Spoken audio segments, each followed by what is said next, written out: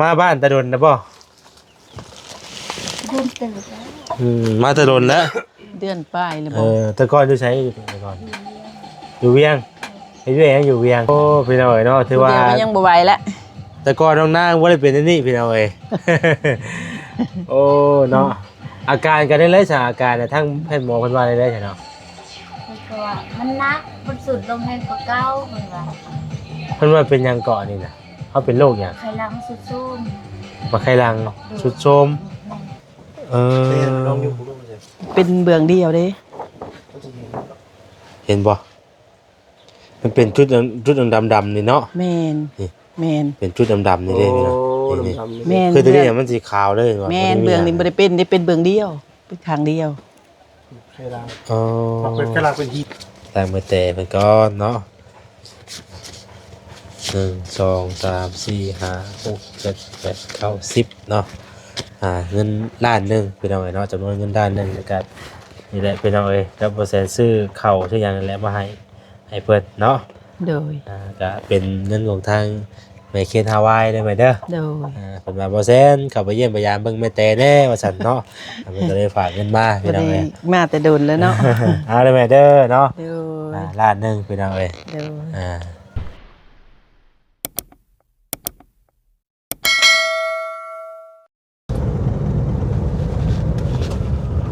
พี่น้องเอ้ยพอกันอยู่นำทงนำทางเด้อนำทงนำทางเนาะทางกระขางก็เป็นตรงให้ทุกหน้าพี่น้องเอ้ยเนาะวันนี้ก็เดินทางเข้ามาบ้านดงกึมพี่น้องเอ้ยเนาะบ้านดงกึมเมืองอาจสะพังทองแขวงสวรรณเขตถือว่าหมู่บ้านนี้บ่ได้เข้ามาโดนแล้วพี่น้องเอ้ยล้นพอสมควรเนาะจนมีการเปลี่ยนแปลงอยู่ทางมาพี่น้องเอ้ยเป็นเฮ็ดครัวพี่น้องเอ้ยเนาะเป็นเฮ็ดครัวก็ยังบ่ทันได้แล้วกำลังเฮ็ดเสาแสดงก็บ่ได้ถ่ายให้เบิ่งพี่น้องเอ้ยตอนนี้ก็ใกล้จะฮอดบ้านของแม่แต่แล้วเนาะพอดีอันมื้อนี้น่ะสิเข้าไปหาทางแม่แต่พี่น้องเอ้ยไปหาครอบครัวแม่แต่เนาะครอบครัวเพิ่นนี่ก็แต่ก่อนเฮาก็เคยเฮ็ดเรือนเฮ็ดซ่านให้เพิ่นจนแล้วจนทั่วเพิ่นแหละพี่น้องเอ้ยเนาะครอบครัวแม่แต่นี่พี่น้องเอ้ยปีก่อนๆเนาะก็หลายผ่านมาหลายปีแล้ว 2-3 ปีแล้วพี่น้องเอ้ยพอดีมื้อนี้ก็มีทางแม่เคนฮาวายเนาะเพิ่นได้ฝากเงินมาให้ทางบ่แสนเข้ามาเยี่ยมมายามเพิ่นแน่ว่าซั่นพี่น้องเนาะเป็นจังได๋เนาะแต่ก่อนทางแม่เพิ่นก็เคยชดชอยมาหลายพอสมควรพี่น้องเนาะวันนี้ก็เลยเข้ามาเยี่ยมมายามเพิ่นอีกเทื่อนึงเป็นจังได๋มาตั้งแต่น้องนางเพิ่นบ่สบายเพิ่นแหละพี่น้องเอ้ยวันนี้ก็มาเยี่ยมมาถามไทยเพิ่นอีกก่อนเนาะก็ขอบคุณทางแม่เคนฮาวายเนาะที่ว่าเพิ่นคิดเห็นครอบครัวนี้ฝากเงินฝากคำมาให้มาเยี่ยมมายามเพิ่นนั่นแหละพี่น้องเอ้ยก็สิฮอดแล้วแหละเนาะในทางเข้าพี่น้องเอ้ยบรรยากาศก็เป็นสีแดดๆนิดนึงมื้อนี้พี่น้องเอ้ยใบมุงใบไม้ก็เริ่มเขียวแล้วเพราะว่าช่วงมื้อนึงฝนตกใช้เข้าบ่ได้บัดนี้เฮ้ยเข้าบ่ได้เด้อบาดนี้ทางตันไว้หัวใหม่เด้นี่ตะกี้เข้านี้นี่เปิดได้บ่เพื่อนเนาะบ่กล้าลูกเด้เพิ่นเนาะเราบ่มีทางออกบัดนี้เนาะเราออกทีนี้เราเที่ยวไปเที่ยวมาได้อยู่เนาะแต่ว่ารถเข้าไปบ่ได้เด้ไปจอดบ่ได้ไปจอดอยู่โฮมบ่ได้เนาะแม่นพี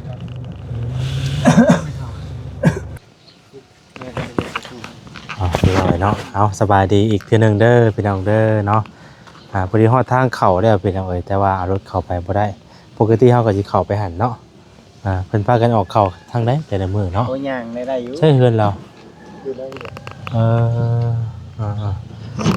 มานำกัน4คนมื้อนี้พี่น้องเนาะสบายดีเด้อทางสิบ่คำสวัสดีแซ่บกล้องเนาะซื้อข้าวพี่น้องยังบ่ก็บ่แล้วอยู่เฮือนหรือบ่พูดนี่เนาะแบบคือเข้าไปเลยเด้พออย่าเพิ่นบ่อยู่เด้ เลย ยังเป็นผู้อยู่เพราะว่าเขาจะบ่ได้กลับออกมาอีกนะ เบิดบ่ คือต้องขนมนมเนยนั่นออกซาน ก็บ่ พอ2 สอบแล้วต่างหากเอาครับไป โอ้บ่ได้มาหลายปีเลยเนาะแต่หึงน่ะบ่ได้มาว่ะ เติบแล้ว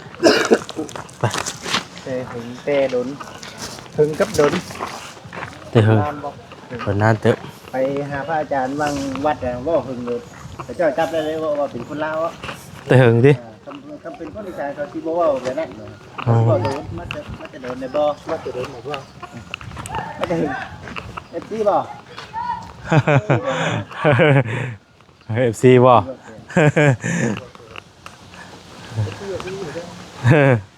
เดี๋ยวนี้เดี๋ยวว่าบ่จิตเจ้าอัน คนเฮ็ดพวกข่อย เพิ่นออกไปเบิดได้บัดนี้น่ะ คนเฮ็ดพวกข่อยวิธีมารักเฮ็ดพวกเราเนี่ยเอฟซีเราเอฟซีเห็นว่า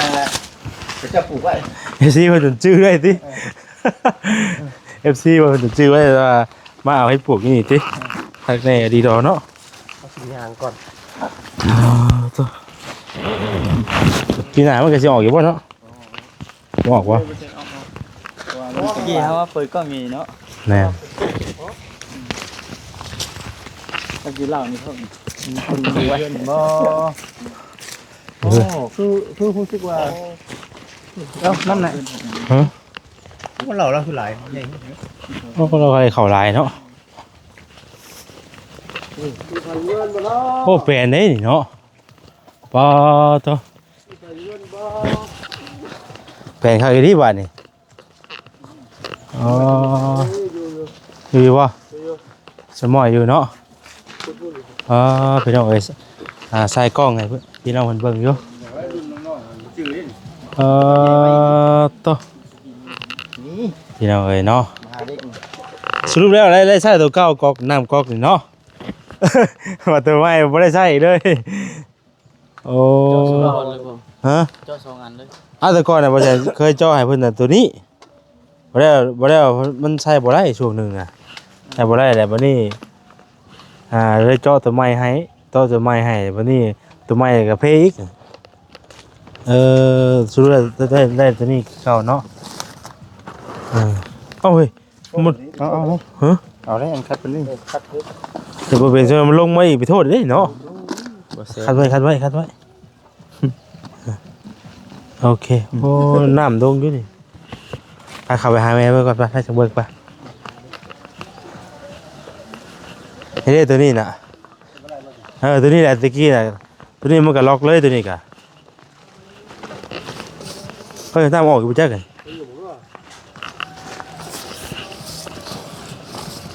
ออกอยู่ว่าแม่นี่ใกล้แล้ว หึ ใกล้แล้ว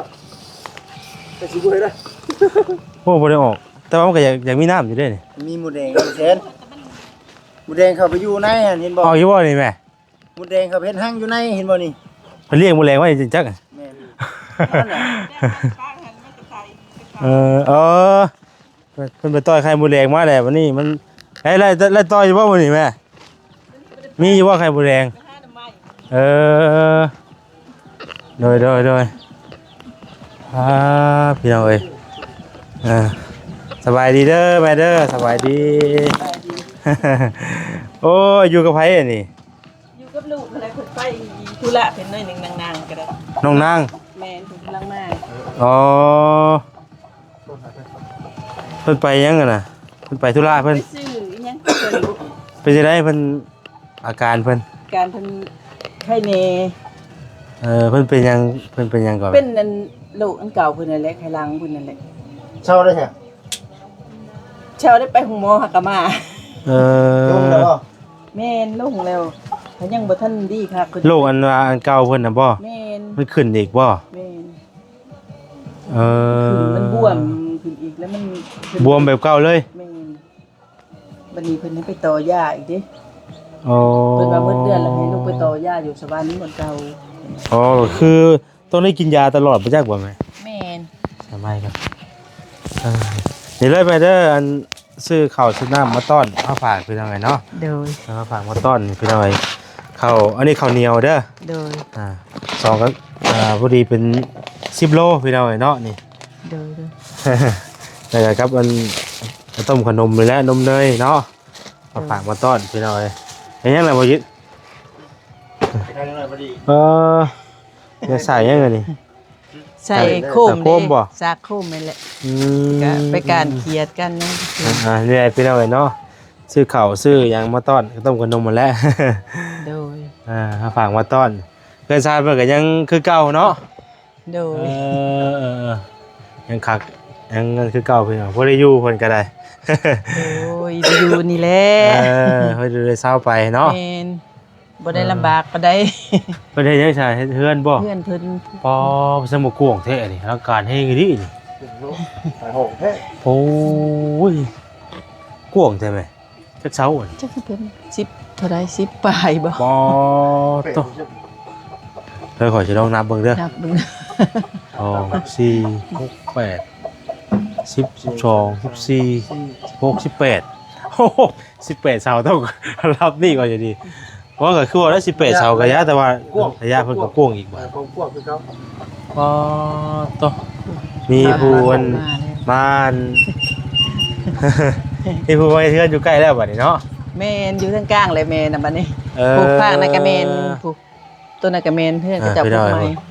อยู่ห่าอืม สบายดีนะแม่ลูก สบายดีน้องนางสบายดีเด้อโอ้ ก็หันแข้งขาเพิ่นยังบวมอยู่นะ โอ้พี่น้องเอ้ยเนาะเป็นจังใด โอ้พี่น้องเอ้ยเนาะผมก็ลนแท้ลนว่า โอ้ โอ้ยก็ตัดสั้น ก็สบายดีสิ โดยสบายดีอยู่อันเป็นวัด เป็นจังไดเนาะสบายดีอยู่เป็นวัด บ่มันก็แค่อันนี้แค่นี้มันเป็นวัดวัดมันก็แค่นี้แล้วอ่ะนะ เดี๋ยว ใครวัดใครยังธรรมดาเฮานี่แหละพี่น้องเอ้ยเนาะมาบ้านตะดนนะบ่ เริ่มตื่นแล้ว มาตะดนแล้ว เดือนป้ายแล้วบ่ แต่ก่อนอยู่ใช้อยู่แต่ก่อนอยู่เวียงเฮ็ดเวียงอยู่เวียง เขาเรียกก็ได้ครับ เออ มาไปดีไว้ไปแล้ว อ๋อลูกเพิ่นผู้น้อยแต่นั้นบ่ แม่น ตอน ต ที่ อน ว่า นั้นแหละใหญ่เด้2 ปีไปเลย ผู้เดียวในบ่ลูกอ่ะ แม่น โอ้พี่น้องเอ้ยเนาะถือว่า เดี๋ยวมันยังบ่ไหวละ แต่ก่อนน้องนางบ่ได้เป็นอันนี้พี่น้องเอ้ย โอ้เนาะอาการกันได้เลยจ้ะอาการเนี่ยทั้งแพทย์หมอเพิ่นว่าได้เลยจ้ะเนาะ มันก็ว่ามันนักมันสุดลงแห้งกว่าเก่าเพิ่นว่า เพิ่นว่าเป็นหยังเกาะนี่น่ะเขาเป็นโรคหยัง ไขลังสุดซุ่ม มาไข้ลังสุดโทรมแล้วเฮาต้องเพิ่นแนะนำเฮาได้ใดแน่ ต่อยาทุกเดือนเพิ่นว่า ต้องได้กินยาทุกเดือน โดย โอ้สาเหตุที่ว่าเฮ็ดให้กระต้นโตเฮาบวมนี่คือเป็นน้ำขลังบ่ โดยแม่น เออ มันว่าเฮาขาดยามันก็บวมขึ้นเลยบ่กินหยังผิดก็บวมขึ้นเลยนะ อ๋ออ๋อพี่น้องเอ้ยเนาะคือเสียงเพลงก็น่าจะดอกว่าจะได้เดี๋ยวจังตัดแยกออกเนาะ ไปบอกเพิ่นบ่ได้แล้วเนาะเดี๋ยวไปคอนมันลึกลงมาสิบ่แห้งแล้ว บ่ได้มาแต่ลนเนาะบ่ได้มาเยี่ยมมายามแต่ลนพี่น้องเอ้ย โอ้ยแม่ก็ขึ้นหอดคือกัน ขึ้นหอดลูกไปทางไรเด้ว่าเดี๋ยวนี้บ่เห็นมาโดนแล้วบ่า ลนเติบหลายพี่น้องตั้งมาล่าสุดก็ตั้งแต่มื้อใดบ่นี่เนาะมันก็หลาย แม่นแต่โดนละแต่ ในช่วงอันนั้นบ่ต้องส่งเสียบ่ ช่วงอันลูกชายแม่เสียเด้เพิ่นก็มา โอ้ ช่วงปีปลายเด้เนาะ แม่น ปีปลายเลยแม่นตอนนี้ก็ยังบ่ได้แจกข้าวอยู่ได้ลูกชายก็ได้ยังบ่มีเงินลูกเอ้ย อ๋อ บ้านเฮาน่ะกันเฮ็ดแล้วมันหลายบ่คืออันลาวเฮาฮีดผู้ไทยนั่นหลายเฮ็ดนั่นหลายแนวหลายอย่างแล้วแม่ก็บ่ไหวกระดานอันแต่เพิ่นเฮ็ดผู้อื่นเพิ่นเฮ็ดก็ยัง40ล้าน50ล้านซื้อแนวมาเฮ็ดแม่แล้วบ่ไหวบัดนี้ โดย คันเฮ็ดธรรมดาเฮาก็ประมาณ10ล้านนี่ก็สิได้อยู่อันเฮ็ดน้อยๆหันนะ โดย ให้ได้แม่ก็มันบ่มีนี่แหละลูกก็อัน ไปรอไว้ก่อนเนาะสามเฮา แม่น หาได้เนาะ หากันได้ลูกหาเงินมากะปีนี้แม่ก็บ่ได้หลายเขาก็ได้10ชอบก็หมดแต่โดนละปีนี้แห้งเต็กแล้วบ่ได้ดำเด้หวานเอามันละบ่ได้หลายหมู่หวานออ ลู ก กชายเพิ่นก็ใหญ่ว่าทุกคนแหละบัดนี้เนาะผู้อยู่นำตะกี้ก็ ลูกชายลาก็ใหญ่จะเป็นบ่าวช้ำกับ เพิ่น อา ก็ ย ไป เลย อันนั้นบ่เฮ็ดเวียกเฮ็ดงานเพิ่นแล้วบ่แต่ละคนบัดนี้ ไปกับเพิ่นมาเด้นี่ก็ได้มาไปแล้วก็บ่ไหวเฮ็ดงานก่อสร้างหนัก นั โพ ก ด บ่ มาพักพรไปก็พอได้ให้แต่แม่ซื้อเขาวนั่นแหละชุเพิ่นไปก็ได้ กับยังผู้ลาและอยู่นํกับเพิ่นผู้ชานของน่ะก็มาแล้ว ไปอันซอยน้องไผ่เพิ่นเลี้ยงหมูกระเจ้าคายหมูออกแล้วเพิ่นก็มาบัดนี้ มันมีไฟฟ้าแล้วบ่ใช่ไหมบัดนี้ บ่ได้มีเลยแม่ ไผยังซะนี่ แม่ใส่แผ่นนั่นได้ อ๋อเป็นผมไผบ่ แม่น อ๋อ ใส่แผ่นชุล จะเป็นโซลาร์เซลล์เอา แม่น อ๋อ บ่มีเงินเข้าแล้วไผก็อยากได้แล้วหมู แพงบ่อ ใส่ ยู่บ้าน แผ่นจังหวะนั้นแหละแม่ก็บ่ได้ถามเพิ่นบ่มีเงินแล้วบ่ได้ถามนะ อืม เป็นเม็ด ได้เป็นแมทบ่ นี่ เอ่อ อันนี้ก็แต่ทางเขามานี่บ่แม่น10ล้านพุ่นบ่แม่ก็ยังบ่ฮู้สิประมาณนี้แหละเบิ่งส่งนี่นะแม่ก็มีพอใช้แล้วก็ใช้ไปจังซี่แหละคือยามฝนแล้วก็แล้วแล้วนี่นะแผ่นนี่นะฝนตกดูๆแล้วก็บ่ได้ใช้แล้ว อันนี้ มั นะ บ่มีแดดเด้ แม่ออกทางใดนี่ออกนี่บ่ ออกนี่แหละออกทางลูกมานี่แหละ เออ ออกนี่เลย แบบว่ามันต่อกันกับดินหนองแล้วก็ มี ออกเลย มันเป็นทางว่าชัวร์เพิ่นสิให้นี่ก็เพิ่นก็จงเอา จง ไป เพิ่น ก่ จงอยู่เพิ่นให้เลาะทางนี้หัดแต่ว่าบ่ทันได้เฮ็ดนะทางนะเพิ่นให้เลาะทางแคมหัวเด้ นึกว่าหม้อ ทาง มา ห้อง ลง น้ำไปหันเด้ ไปจังไดเด้บาดนี้ว่า เพิ่นให้เข้าให้ออกอยู่ประตูเพิ่นอัด ได้อยู่เนาะ แม่น มีประตูใหญ่อยู่เนาะ แม่นเพิ่นยันงัวเข้ามาได้เพิ่นก็อัดไว้ล็อกไว้ซื่อกันรถใหญ่เข้ามาก็ได้เปิดช่องทางก็ได้ประตูเพิ่นเฮ็ดเป็นดีว่าหั่นเฮาย่อออกแล้วก็ เพราะว่ามา ได้ แต่ก่อนน่ะเพิ่นบ่ได้ทั่วไว้เนาะ แม่น อ่า นี่เพิ่นงัวเด้เขามาหลายเขาเจ้าก็เฮ็ดชวนมันนำมื้อนี้แล้วก็เฮ็ดหัว อืมไปทางอันนี้เด้เอื้อยเพิ่นนี่เด้น้องหยังเกาะซื้อแล้วน่ะ ใช่ เพชรบ่ แม่น เพชรบ่ ซื้อเพ เอ้ย ช เพ ร ชรแล้วอยู่ไสอ่ะเด้ เพิ่นอยู่ไทยพุ่น อยู่ไทยบ่ แม่นอยู่ไทยก็บ่ได้เฮ็ดหยังมีแต่เอาลูก เอ ไปอยู่น้ำพัวซื่อๆแล้ว ให ก็ ญ่ เอา เพิ่น ลู แล้ว ก บ่อันลูก ลูกเพิ่นนะ อ่า ใหญ่เลยเด้ทำแล ก็สิ ก็ เป็น ใหญ่แล้ว ก็สิเป็นสาวบ่ได้ ช เนาะ มพู่ก็ น้อง ใหญ่ ชมพู่ เป็น เนาะ สาวแล้วชมพู่ก็ไปอยู่น้ำแม่เพิ่นอยู่สยาม โอ้ แม่ก็แบ่งเบาภาระเด้น้อยหนึง แล้วก็เพิ่นใหญ่มาแล้วก็พากันหาเวียกงานซอยกันหาซอยกันนั่นแหละเนาะ แม่น ต่างคนแยกย้ายกันไปพี่น้องเฮ็ดเวียกเฮ็ดงานสู่งานไปแต่ละคู่แต่ละคนก็ได้เนาะพี่น้องน้านี่ก็กำลังมาแต่เวียงเนาะ แม่น อ๋อ มาแล้วมันพญาติเก่าเพิ่นขึ้นแล้วเพิ่นก็ลงมา โอ้ ลงมาอยู่น้ำแม่ท่า เวลามันขึ้นน่ะอาการเป็นจังไดเนาะมัน เวลามันขึ้นมันก็ไข้บวมขึ้นแล้วหน้าตานี่ก็ไข้ เจ็บ เบิ ตัว ด บ่ บวมเบิดปวดหมดแหละ บวมเลย บวมมันบ่ แข้งเพิ่นก็ อั เบิ่ง อันนี้ เบิ่ง คือบ่แม่นปกติมันบ่ บ่ได้ปกติได้บวมนะฮะดีบีบไปบุบลงโหลดวาบลงโหลด โอ้เวลาอั เม บ่ นดิเวลาเฮาบีบมันก็วาบลงโหลด บวมมัน มันจะแบบมันจะค่อยขึ้นมาเนาะขึ้น แม่ ขึ้นมา เวลามันขึ้นมันก็ยึงขึ้นมาโหลดพี่ได้หน้าตาพี่ตะโกนตาก็บวมเขาแล้วบ่เห็น แต่ว่าเราต้องได้กินยาตลอด แม่น นั่นนี่ เพิ่นมีแต่ว่า เรขยแล้วมันขึ้นซ่าถ้าเฮากินของผิดอ่ะแป๊บเดียวมันขึ้นอย่าง โอ้ นี้เลย ต้องได้คลำได้กินอีกมีอย่างไรคลำอย่างน้ำใน ก็ลำเครื่องดองแนวมันก็บ่ได้กินปลาแดกก็บ่ได้กินเพิ่นนะสมเป็นสมเป็นหยังก็บ่ได้กินและ ต้องได้คลำแบบเข่งคัดดีๆนี่เนาะแบบ รสเผ็ดรสเข้มก็บ่ได้กินแล้ว อืม กินรสจืดเพิ่นให้กินจืด ต้องกินจืดๆเนาะ ๆแม่น อ่า ให้ล้างเฮาชุดโชมเด้ชุดโช มาม ค แห้ ลาง ง เสื่อมบ่อน ชุดโชมแห้ง ชุดส้มมาคลางชุดส้มเปิดชองได้ ไม่ บ่ ได้อันใบอันกวดเพิ่นก็มีได้ เออ ใบสังกวดก็มี เอา ใบ อยู่ ซองไผผ่าก็มี เปิดชองอ่ะบ่ แม่นเพิ่นกวดให้เบิด หากอันทั้งหมอเพิ่นว่า มีโอกาสดีหรือว่านั่นอยู่บ่เนาะมีแต่เฮากินยาไปเรื่อยๆโอ้กินยาไปเรื่อยๆพี่น้องเนาะ เอาใบอันไหนนี่ มาเบิ่งก่อนไปจักมือไปห้องหมอมัน ฮะ เออค่าใช้จ่ายสูงบ่เพราะว่าอยู่ห้องหมอมันแบบทั่วเลยพี่น้องค่ายาค่านั่นค่านี่เนาะค่าใช้จ่ายหลายอย่างหลายแนวพี่น้องเอ้ย เปื้อนเห็นบ่ เ โอ้นี่บ่ แม่นเบื้องนี่หันสะอาดเบื้องเห็นบ่ อ๋อนี่บ่มีหยังนี่เนาะ แม่นมีเบื้องนี่มันเห็นบ่นี่มันเปื้อนนี่ เออ ลองอยู่ผมลองเลย เป็นเบื้องเดียวเด้ เห็นบ่มันเป็นจุดดำๆนี่เนาะ แม่น นี่ แม่น เป็นจุดดำๆนี่เด้พี่น้องนี่ แม่น คือตัวนี้เนี่ยมันสีขาวเลยว่ะ แม่นเบื้องนี่บ่ได้เป็นได้เป็นเบื้องเดียวเป็นข้างเดียว ใช่ลาง อ๋อ เป็นกระลางเป็นหินบ่หรือว่านี่แหละ มันชุดโชมเพิ่นว่าแบบว่าตะบิดมันก็บ่ทำงานเนาะมันบ่ทำงานมันบัดนี้มันชุดโชมแม่งบัดนี้เพิ่น อั ว่าน นี้วิธีรักษานี่คือต้องเฮ็ดได้ใดเพิ่นได้บอกว่าเพิ่นได้แนะนำเฮาอยู่บ่ บ่ได้แนะนำนะมีแต่เพิ่นแนะนำให้ไปต่อยา ต่อยากินยา แม่น คือโชมนี่ก็คือมีแต่ว่ากินยาบำรุงสิบ่ คือสิแม่ ให้ น ข็งแรงสิบ่ สิแม่นก็สิกินยาบำรุงอันมันหั่นแหละบำรุงไขลังนั่นแหละเบิ่ง เอามันเสื่อมเนาะ แม่น มันเสื่อมเดี๋ยวชุดโชมหมดแล้วเนาะ ชุดโชมมันเสื่อมนั่นแหละ คนบ่คือมันกระลางเป็นหินเป็นอย่างนั้นเนาะเอาเลย แม่น เป็นหิน เป็น ว่า หิน เอา คันเป็นหินเพิ่นต้องว่าเป็นนิ้ว นิ้วน่ะเนาะ ต้องว่านิ้วไขลังอันน่ะอันนี้มันบ่ได้เป็นนิ้วอันนี้นะ โชมเนาะ มันชุดโชมมันบ่ทำงาน ชุดโชมแบบ อันนั้นนะ มันเปื้อนมันหยังคือมันว่าอะไรเนาะ คือสิแม่น อ๋อ อ่อนแอ คือสิแม่น มันบวมมันหยังใช่มึงเด้อค่ะมันบวมแล้วเฮ็ดให้เฮา แต่ว่าเวลามันบ่ทำงานแล้วบวมขึ้นคือสิแม่นจังซั่นนะ มีแต่กินยา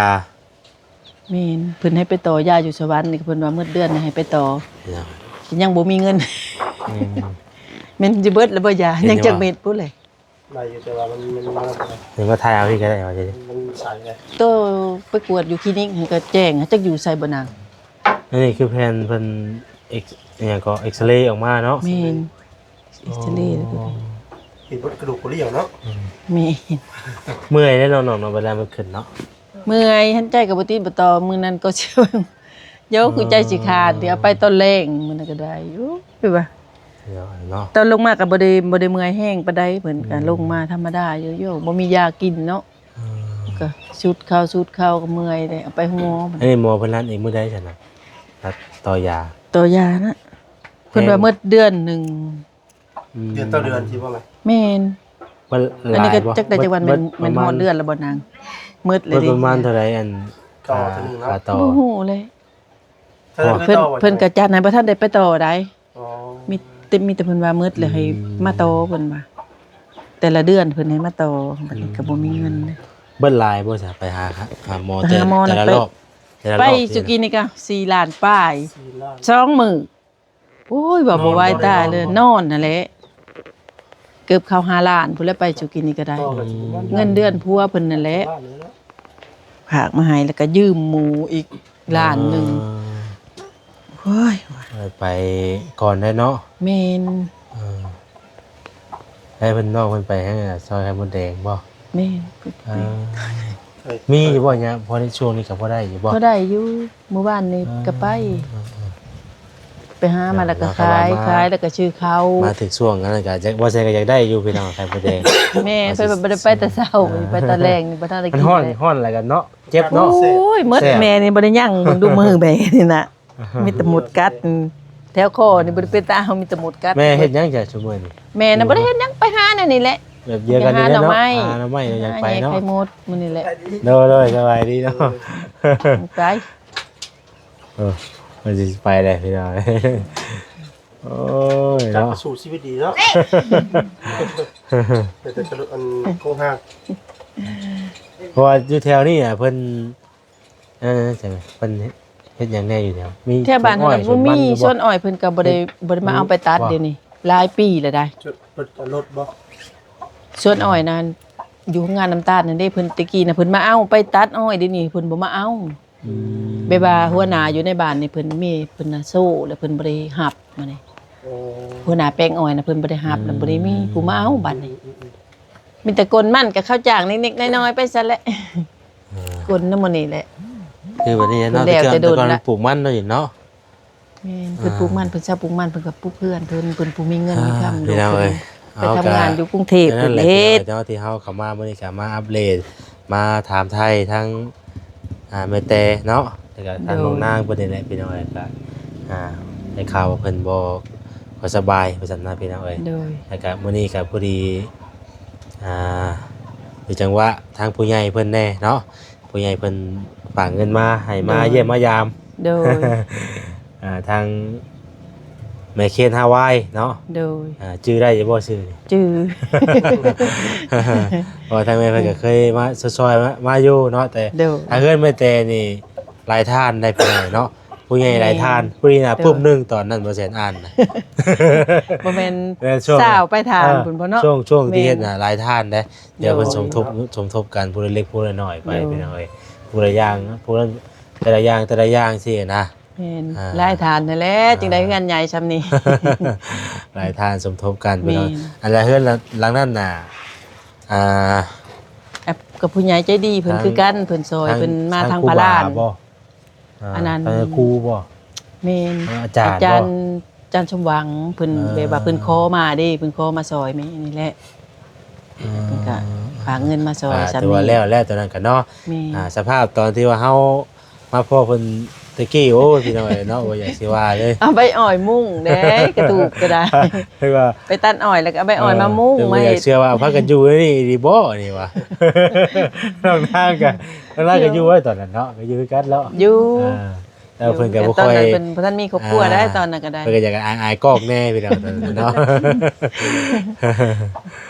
เอ้ย ปรับมาพุตกกับพ่นกันย่อยใส่หอนหัวเบาแชนพุ่นแหล้วตอนนั้นก็ ฝนตกก็ดีแล้วตะกี้เนาะ แม่น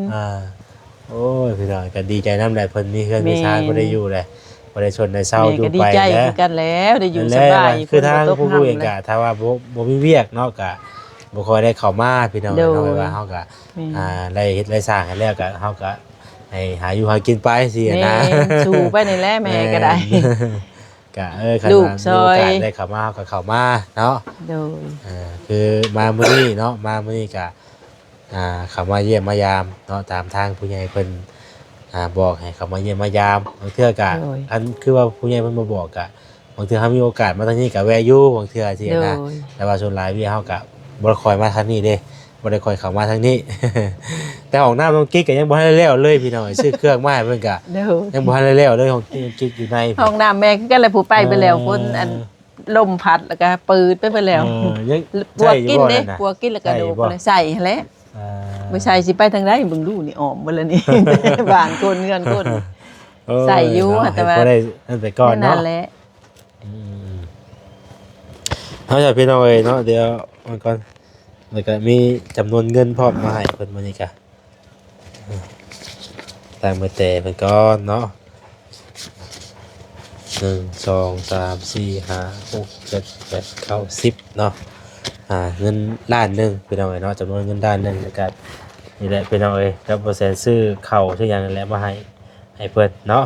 โดย ก็เป็นเงินของทางแม่เคนฮาวายได้ไหมเด้อ โดย เพิ่นมาบ่แซนเข้าไปเยี่ยมพยายามเบิ่งแม่แต่แน่ว่าซั่นเนาะเพิ่นก็เลยฝากเงินมา บ่ พี่น้ ได้ องเอ้ย มาแต่โดนแล้วเนาะ เอาเลยแม่เด้อเนาะ โดย ล้านหนึงพี่น้องเอ้ย โดย ขอรายใช้จ่ายเด้อแม่เด้อเนาะ โดยสาธุ โด แม่ก็ขอขอบบุญขอบคุณแม่เคนทาวายที่มีน้ำใจเนาะ โด ขอให้เพิ่นอยู่ดีมีแรงมีแต่ความสุขความเจริญ มีสุขภาพแข็งแรงสาธุให้อยู่เย็นเป็นสุข โอ้ยอยู่ดีไม่แห้งทั้งแม่เพิ่นกันเนาะ โดย ทั้งแม่ก็ให้อยู่ดีมีแห้งทั้งครอบทั้งครัวแล้วบัดนี้เนาะทั้ง โดย น้องนางก็ให้ดีให้เศร้าบัดนี้แข็งแรงเด้อน้องเด้อ โดย อ่า สู้ไปนี่แหละเฮ็ดได้ซะ โอ้ยพี่น้องเอ้ย นั่นแหละจัง มา ว่า บ้าน ลูก ถนนจักสิเฮ็ดหยังแน่เนาะ บ้านเฮาน่ะบ่มีแนวเฮ็ดโอ้ยลูกก็ไปทำงาน อืม ก็พอได้แต่พากให้แม่ซื้อข้าวแดครอบครัวเพิ่นแดชุมลูกชายน่ะก็ได้ มีครอบครัวแล้วก็แบ่งแม่แน่แบ่งครอบครัวแน่เพิ่นก็ได้ ครอบครัวเพิ่นเนาะ โดย เพิ่นก็ครอบครัวเพิ่นก็ ก็สู้ไปแม่ก็ได้หา ครอบครัว แย่ ก็ ไข่ ได้ หมดหาหน่อไม้ไปจังซี่แหละแม่ก็ได้